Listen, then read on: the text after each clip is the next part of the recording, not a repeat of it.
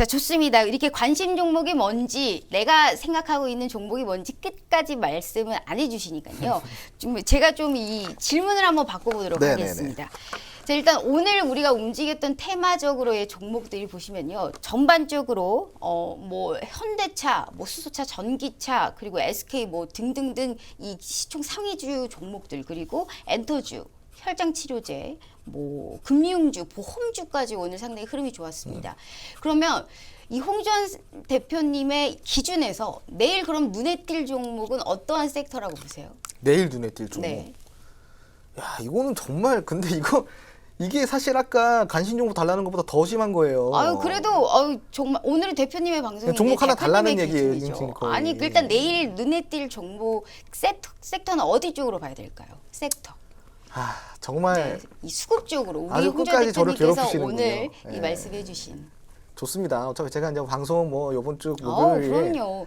이렇게 끝이니까. 바라고 계시는데. 자, 네. 근데 이게 진짜 저는 제 전략을 제가 확실히 저는 제 컨셉을 확실히 잡은 사람입니다. 어떤 컨셉이냐면은 우리 방송에서 이런 말을 해도 될지 모르겠지만 제가 이제 팍스 방송 전에 뭐 타 방송에서도 계속 이제 해왔잖아요. 네네. 근데 제가 항상 이 1등을 해왔던 전문가예요. 자료를 찾아보시면 아마 네. 나올 거예요. 제가 팍스 오자마자 또 한 달 만에 1등을 전문가 1등을 지금 네. 했고요. 그런데 지금 이제 보시면은 뭐 그런 뭐 승률이라든가 수익률 이런 것들이 좀 종합적으로 다 견조한 편이기 때문에 제가 제 전략을 잡은 게 뭐냐면은 제 관심 종목, 제 관심 섹터 그리고 제 종목은 절대로 쉽게 받을 수 없는 거다. 이게 제 전략인 거예요. 네. 예. 알죠. 그래서 이 유니크한 것들을 네. 알기 위해서는 그럼요. 기회비용이 들어간다라는 이야기를 아까 드린 겁니다. 그럼요. 이 적어도 톡방이 들어와야 된다. 어. 근데 물론 이 톡방에서 제가 뭐 지금 활동을 크게 하진 않아요. 왜냐하면 저도 이제 너무 바쁘다 보니까. 저도 톡방 들어가 있고 네. 공부해서 여쭤보는 겁니다. 그냥 이 톡방 분위기가 사실 너무 좋아요. 시청자 여러분. 맞아요. 들어오시면은 제가 없더라도 너무 재밌어요. 우리 네. 이제 미리 들어와 계셨던 분들이 다 알려드리고 다 어떻게 해야 되는지 적응시켜드리고 네. 진짜 다 이끌어드리거든요. 근데 이제 또 그런 거 보면 되게 흐뭇하기도 하고 아무튼 그런 식으로 기회비용을 지불하신 분들만 들어오셔서 어느 정도 노력을 하신 분들한테 드리는데 오늘은 제가 특별히 관심 섹터 내일 네. 시장에 관심 섹터 정도만 특별하게 정말 풀어드리도록 스페셜하게. 하겠습니다. 네. 자, 모음 자음 퀴즈예요. 이렇게 이러실 건가요? 네, 모음 자음 퀴즈입니다. 네. 모음 자음 퀴즈. 네. 네. 우리 무슨 예능 프로그램 같네요. 네. 네. 자, 이게 한 번씩 헷갈립니다. 네. 이제 뭐 우리 투자를 하신다 그러면은 지금 어떤 테마가 있는지는 충분히 아실 거예요. 뭐 끝까지 가보죠. 일단 말씀해 보세요. 네. 한번 오늘 해볼게요. 네. 우선은 네. 잠시만요. 네. 진짜 자꾸 네. 이렇게 자꾸 기다리게 하지 마세요. 정말. 아유, 네, 알겠습니다. 아, 제가 원래 밀당 궁금해요. 아니, 제가 원래 밀당을 되게 잘해요. 그래가지고 자, 내일 우리가 유익 있게 봐야 될 섹터. 네.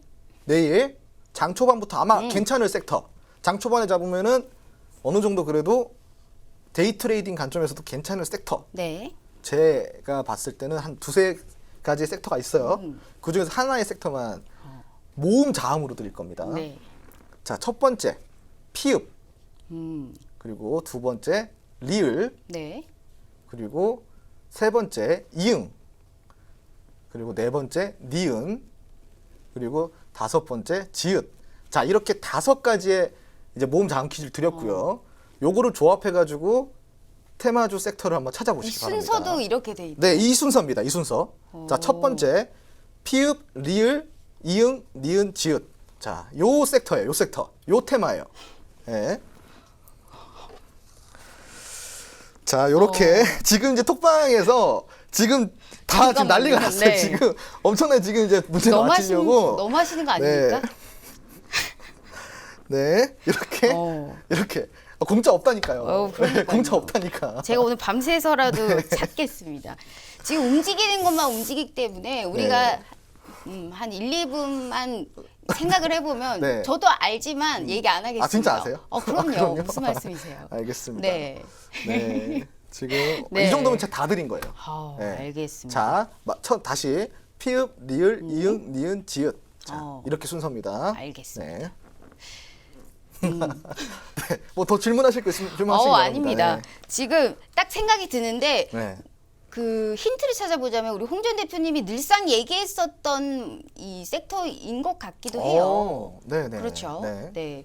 저 알겠습니다. 우리 힌트가 일단 여기까지 드리고 이 홍 전 대표님의 수혜를 많이 받으신 분들께서는 분명히 눈치챘을 거라고 생각합니다. 그러한 이 기대감과 그러한 신뢰 우리 여러분들도 느껴보실 수 있습니다. 노란톡 오픈 채팅방에 홍주원이 떴다라고 검색을 하셔서 지금 빨리 들어오셔가지고요. 내일 또 눈에 띌 종목이 어떤 건지 우리 홍 전 대표님의 전략 같이 들어보면서 얘기 나눠보도록 할게요.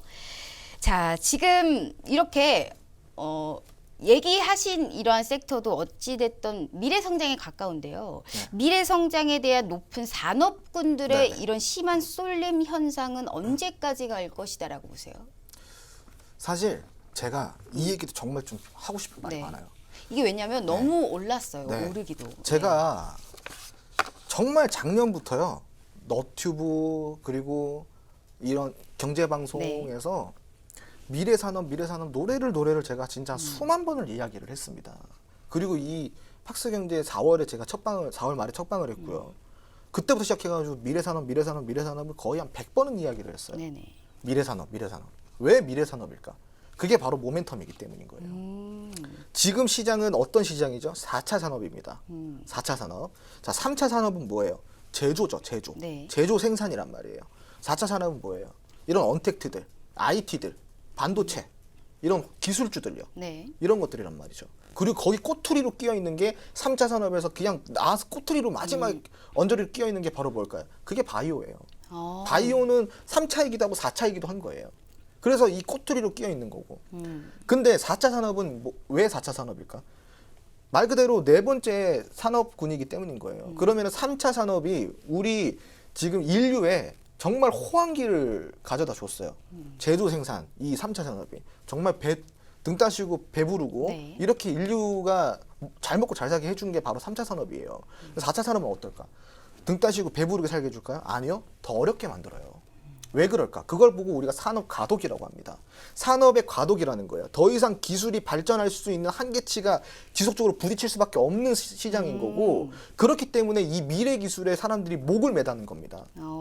그런 상황에서 미래 기술은 당연히 모멘텀으로 주식 시장의 영향이 가장 크게 올 수밖에 없기 때문에 계속 지속적으로 기대감이 동반이 될 수밖에 없는 상황이라는 거죠. 모멘텀을 더 이상 끌고 갈 게 없어요.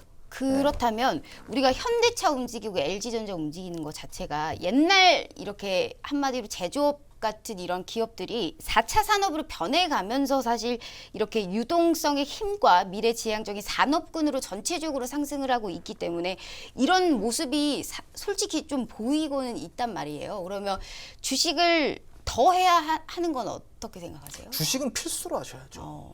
지금 이 시장에서는 거기에 관련해서 중요성을 다시 한번 얘기해 주시면 좋을 것 같아요. 자, 네. 우리가 지금 이제 제가 또 이렇게 나와서 네. 이런 얘기를 하면은 아마 또 이렇게 그 좀 신뢰가 될 수도 있겠지만요. 예.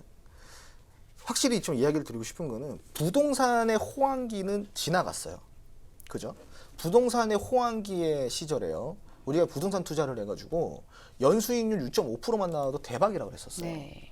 예, 호황기 시절에. 근데 호황기 시절이 아닌 지금은 어떨까요? 연수익률 4% 기대하기도 힘들어요. 자, 그런 상황에서 지금 금리는 어때요? 금리, 은행 금리, 제로 금리죠, 네. 제로 금리. 지금 거의 금리가 없다고 보셔도 무방합니다. 맞습니다. 그러면 이제 변액보험이나 연금보험 같은 경우는요. 사실 그것도 불확실성이 강한 거죠. 네. 지금 뭐 아시다시피 이런 보험 업계 상황 자체도 좋은 상황은 아니니까. 네네. 뭐 이런 것들 봤을 때도 우리가 재테크를 생각했을 때 도대체 뭘 해야 될까? 마지막 희망이죠. 네. 네. 그렇다고 금을 사려고 금을 보니까 금은 너무 많이 올랐어요. 그럼 금 시기도 놓친 거야. 그럼 지금 달러를 살까요? 달러도 지금 변동폭이 좀 네. 심하단 말이죠. 물론 달러는 안전자산이긴 해요. 그런데 우리가 투자를 할 때에는 안전자산에 투자를 하는 이유는 뭐예요? 내 돈을 지키려고 하는 거죠. 그런데 이게 사람이 이면성이 있는 게 양면성이 있는 게 뭐냐면은 네. 돈은 지키고 싶으면서 지키면서 많이 벌고 싶어요.